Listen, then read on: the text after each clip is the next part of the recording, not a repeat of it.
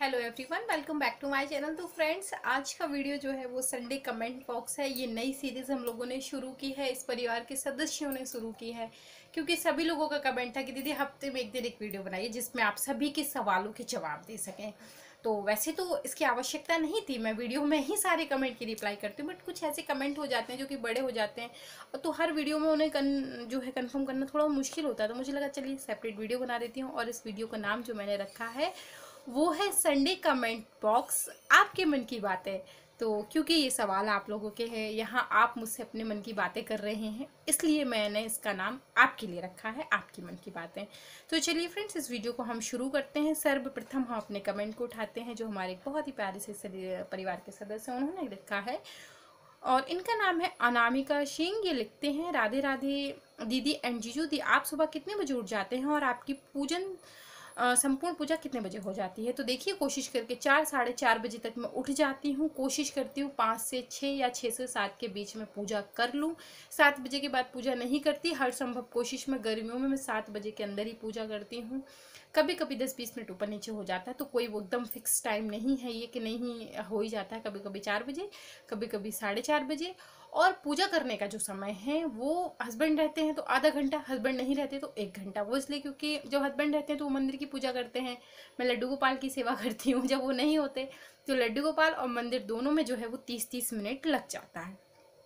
Next comment जो है वो शैलेश चौधरी का है। इन्होंने लिखा है, राधे राधे दी, आप वृंदावन में कहाँ से शॉपिंग करती हैं?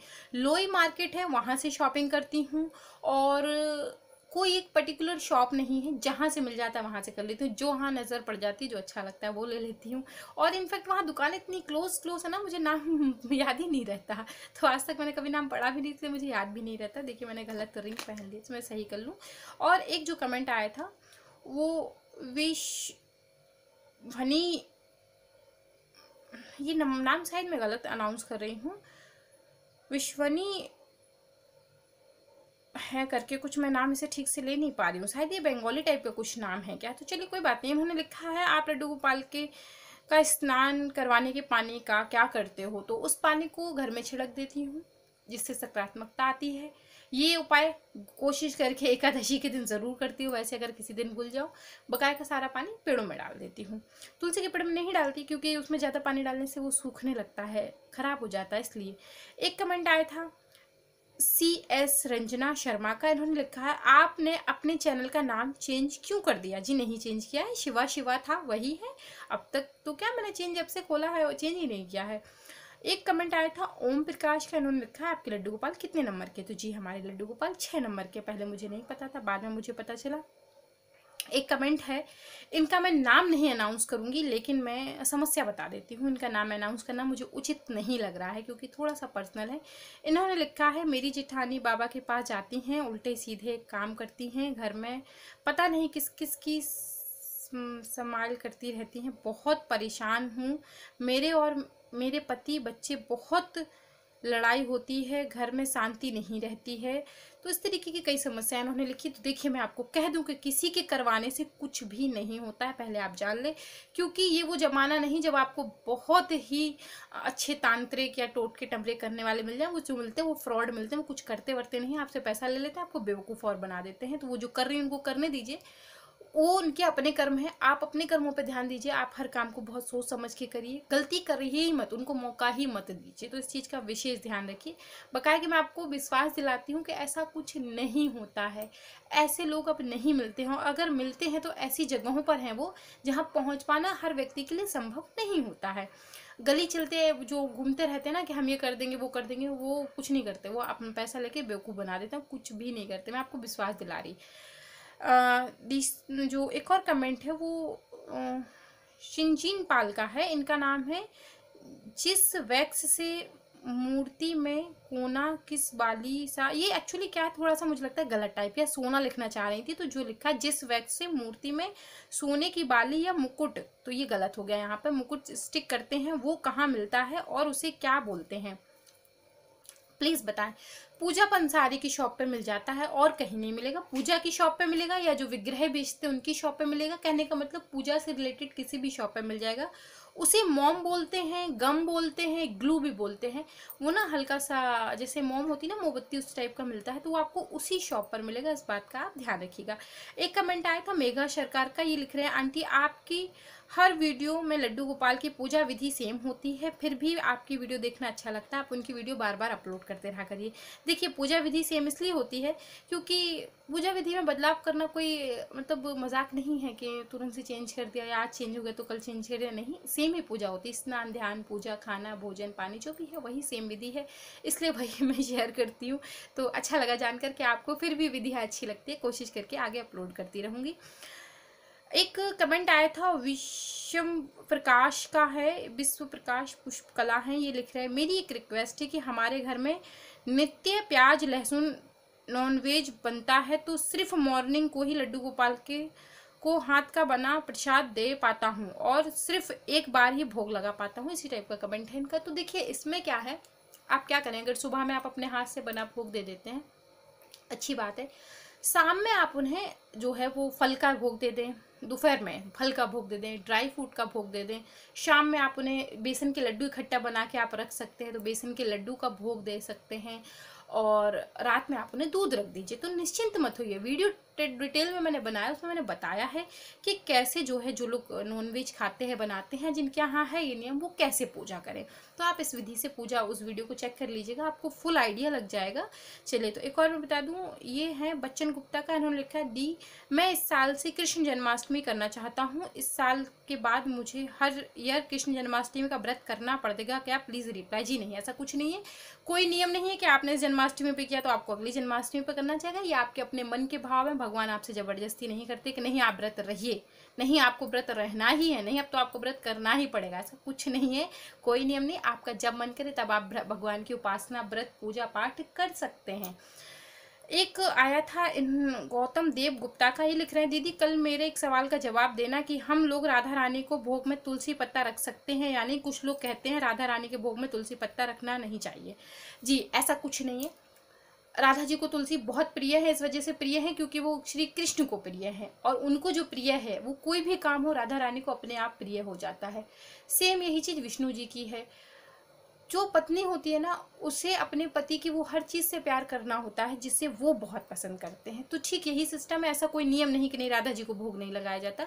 आप भोग जो है वो भोजन की थाली में रखिए, कृष्ण जी भी स्वीकार करते हैं और उसी थाली से जो है वो राधा जी स्वीकार करते हैं, कोई ऐसा नियम नहीं। लोग बहुत कुछ कहते रहते हैं, आप लोगों की बातों पर कम ध्यान दिया करें, नहीं तो लोग तो पता नहीं क्या क्या कह देते हैं। एक कमेंट है जो लिख रही हैं कान्हा किशोरी, ये कहती हैं दीदी प्लीज़ कल मेरे सवाल का जवाब देना कि जो शंख हम बजाते हैं उससे भगवान जी लड्डू गोपाल का नहला सकते हैं क्या। जी नहीं, लड्डू गोपाल, राधा कृष्ण, लक्ष्मी जी, विष्णु जी, किसी भी देवी देवता का स्नान दक्षिणावर्ती शंख से होता है, और दक्षिणावर्ती शंख जो है वो बजता नहीं है, बजता वामावर्ती शंख है। तो वामावर्ती शंख से स्नान नहीं करवाते हैं क्योंकि बजाने के बाद वो झूठा हो जाता है, इसलिए उससे स्नान नहीं करवाते। स्नान के लिए दक्षिणावर्ती शंख आता है जो कि आगे से पैक रहता है, वो बजता नहीं है, तो बजता नहीं तो वो या तो लक्ष्मी पूजा में काम आता है या स्नान में काम आता है। एक और कमेंट है, ये लिख रहे हैं दीपक शुक्ला, ये कह रहे हैं दीदी मेरे भी एक सवाल है कि क्या फूल नहाने से पहले तोड़ना चाहिए या नहाने के बाद तोड़ना चाहिए। शाम को तोड़ना चाहिए क्योंकि सुबह के टूटे फूल शाम को मुरझा जाते हैं। फूल हमेशा नहाने के पहले तोड़े जाते हैं, आप नहाने के बाद उनको जल छिड़क के भगवान को अर्पित कर सकते हैं। और तुलसी जी जो है वो नहाने के बाद ही तोड़ी जाती हैं, बिना नहाए उन्हें नहीं छुआ सकता। आप बिना नहाए फूल तोड़ सकते हैं। आपके फूल मुरझा जाते हैं तो उसके लिए मैं पर्सनल एक्सपीरियंस बता दूं कि आप जूट की बोरी मिल जाए या कॉटन का, प्योर कॉटन, जैसे ये मेरी चुन्नी एकदम प्योर कॉटन, आपको दिखाऊं इस टाइप का कॉटन, देख रहे हैं कितनी पारदर्शी है, इस टाइप के कॉटन का कपड़ा मिल जाए, आप उसे गीला करिए, सारे फूल उसमें रखिए और दिन में एक आध बार जब ज़्यादा गर्मी रहती है तो जल छिड़क दीजिए। फूल 2-3 दिन तक आपके नॉर्मल रहेंगे, सूखना तो बहुत दूर की बात है, मुरझाएंगे भी नहीं, ऐसा भी नहीं पता चलेगा कि ये फूल जो है वो सुबह के हैं। एक कमेंट है जो है लिख रहे हैं रीता प्रजापति, ये कह रहे हैं आज आप मेरे सारे सवाल का जवाब दे दिया, एक सवाल और है प्लीज़ बताइएगा तुलसी को कब नहीं तोड़ना चाहिए।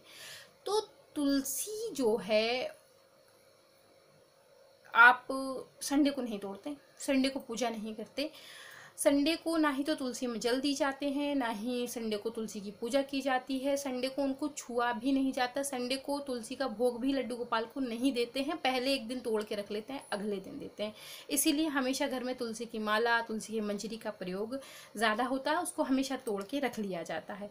तो ये थे कुछ सवालों के जवाब। कुछ 2-3 सवाल हैं जो कि मिले जुले से थे, तो मैं यहाँ किसी एक व्यक्ति का नाम नहीं लूँगी। कुछ लोग कमेंट है कि दीदी हमारे यहाँ ना तो पीपल का पेड़ है और ना ही मंदिर है, हम कैसे पूजा करें। आपके यहाँ अगर शमी का पेड़ है तो आप उसमें शनिदेव की पूजा कर सकते हैं, नहीं है तो आप अपनी घर की छत पर, ध्यान रखिएगा, घर की छत पर उनकी पूजा कर सकते हैं, आंगन में भी नहीं, सिर्फ छत पर एक लोटा जल लेके उनके नाम से दीपक रख कर और उनकी पूजा आप वहाँ कर सकते हैं।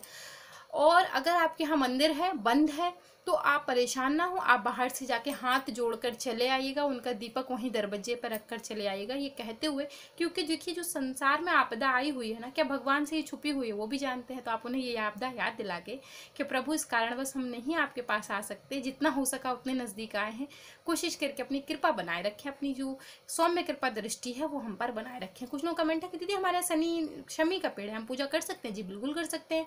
शनि मंदिर नहीं, पीपल का पेड़ है तो आप उसमें भी उनकी पूजा जो है वो कर सकते हैं। एक लोगों का कमेंट आया था कि दीदी क्या पितृ पूजा करते समय, एक नहीं कई लोगों का कमेंट था, तो उन्होंने लिखा था कि दीदी पितृ पूजा करते समय लड़कियां जो हैं वो किस गोत्र का नाम ले, अपने पति के या अपने पिता का। जी अपने पिता का। जब आप जल देंगे, मतलब जब आप अपने माता पिता को जल दे रहे हैं तो आप अपने पिता का गोत्र नाम याद करेंगे और उन्हें बताएंगे कि आप उनकी पुत्री हैं और उन्हें जो है वो पूजने की कोशिश कर रही हैं, उन्हें जल दे रही हैं और इसको वो स्वीकार करें। जब आप अपने सास ससुर को देंगे तब आप अपने पति के गोत्र का जो है वो नाम लेंगे। कुछ लोगों का मिला जुला सा कमेंट है, दीदी संकल्प कैसे लेते हैं। किसी भी पूजा का संकल्प लेने के लिए हमें चाहिए होता है एक कपड़ा, उसमें रखते हैं कुछ पुष्प, एक सिक्का और चावल, और जो भी संकल्प है उसे ले लेते हैं। जैसे इस तरीके से हमने ये लिया, इसमें रख लिया और गांठ लगा दी और प्रभु से कह दिया कि प्रभु ये व्रत का हमने संकल्प ले लिया, इस पूजा का हमने संकल्प ले लिया। जब आपकी पूजा व्रत पूर्ण होगा तो आप इसी को खोल के चावल और सिक्का जो है वहीं देवताओं के सामने जो है अर्पित कर देंगे। तो संकल्प ऐसे लिया जाता है, बहुत ही साधारण तरीके से।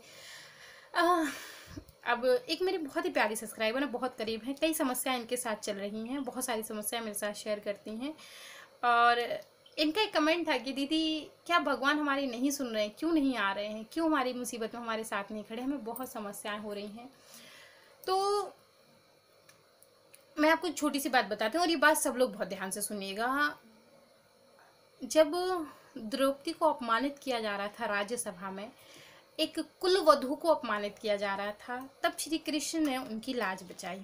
और लाज बचाने के बाद द्रौपदी ने उनसे कहा कि प्रभु आपने आने में इतनी देर क्यों कर दी, अगर कोई अनहोनी हो जाती तो श्री कृष्ण ने कहा द्रौपदी मैं तो तुम्हारे पीछे ही खड़ा था। तो द्रौपदी ने कहा तो फिर बचाया क्यों नहीं। तो फिर कृष्ण जी ने याद दिलाया कि तुमने ये कब कहा था कि कृष्ण हमें बचाओ, गोविंद हमें बचाओ, मुरलीधर हमें बचाओ, मेरे कान्हा हमें बचाओ, ये तुमने कब कहा। तुमने तो ये कहा द्वारिकाधीश आओ और मुझे बचाओ, हे द्वारिकाधीश आइए और मुझे बचाइए, हे द्वारकाधीश मेरी रक्षा करिए। तो आप द्वारकाधीश को बुला रही थी, मैं तो तुम्हारे पीछे खड़ा था, तुम्हारे वजह से मुझे भाग कर जाना पड़ा, द्वारकाधीश होकर मैं आया, उसके बाद मैंने तुम्हारी लाज बचाई, तो समय तो तुम्हें नहीं लगा दिया मुझे बुलाने में। तो देखिए यही तरीका है। श्री कृष्ण एक ऐसे प्रभु है जिन्हें कहते ही छलिया है, एक एक घटना में छल दिखाई देता है। तो आप भी उनकी तरह उनके साथ लीलाएं करिए। एक समय होता है मुसीबत का, इसे आदमी को बहुत हंस के, बहुत संयम से और बहुत सब्र से काटना चाहिए, परेशान नहीं होना चाहिए। ईश्वर सब कुछ देख रहा होता है और ईश्वर हमेशा उसी व्यक्ति के साथ खड़ा रहता है जो धर्म का पालन करता है। बस आप अपने कर्तव्यों का, धर्म का, सच्चाई का निर्वाहन करिए। बकाए के एक दिन आएगा जब ईश्वर आपके साथ खड़े होकर उन सभी लोगों को जवाब देंगे जो आपको परेशान कर रहे हैं। तो निश्चिंत रहिए। परीक्षा सब लेते हैं, प्रभु भी लेते हैं, क्योंकि वो देखना चाहते हैं कि आप अपने धर्म पर कितने तत्पर हैं। तो आप अपने धर्म पर तत्पर रहिए और कोशिश करके प्रभु में विश्वास रखिए, विश्वास मत उठने दीजिए। अगर उनसे विश्वास उठ जाएगा तो फिर किसी पर नहीं बन पाएगा और दोबारा उन पर भी नहीं बन पाएगा। तो इस बात का विशेष ध्यान रखें। आशा करती हूँ वीडियो पसंद आया होगा, और कैसा लगा इस वीडियो का नाम ये ज़रूर बताइएगा आप लोग। अगर कुछ चेंज करने की ज़रूरत है तो बताइएगा। खैर मुझे तो ये अच्छा लग रहा था तो मैंने रख दिया। अगर आप लोगों को लगता है कि नहीं अच्छा नहीं है तो आप बताइएगा, मैं चेंज कर दूँगी। वैसे मुझे अच्छा लग रहा था और हस्बैंड ने पूछा तो वो भी उन्होंने भी फटाक से सहमति दे दी कि हाँ बहुत अच्छा नाम सोचा तुमने, तो सबसे अलग है यूनिक है और मिला जुला सा नहीं है, नहीं तो लगभग चीज़ें मिली जुली सी होती हैं। तो अगर आपको पसंद आए तो आप भी बताइएगा। तो फ्रेंड्स आशा करती हूँ वीडियो पसंद आया होगा। पसंद आया तो लाइक शेयर सब्सक्राइब कॉमेंट करना मत भूलिए। मैं मिलती हूँ विद अ न्यू वीडियो, तब तक के लिए जय Shri Krishna, Radhe Radhe, bye bye friends, bye bye.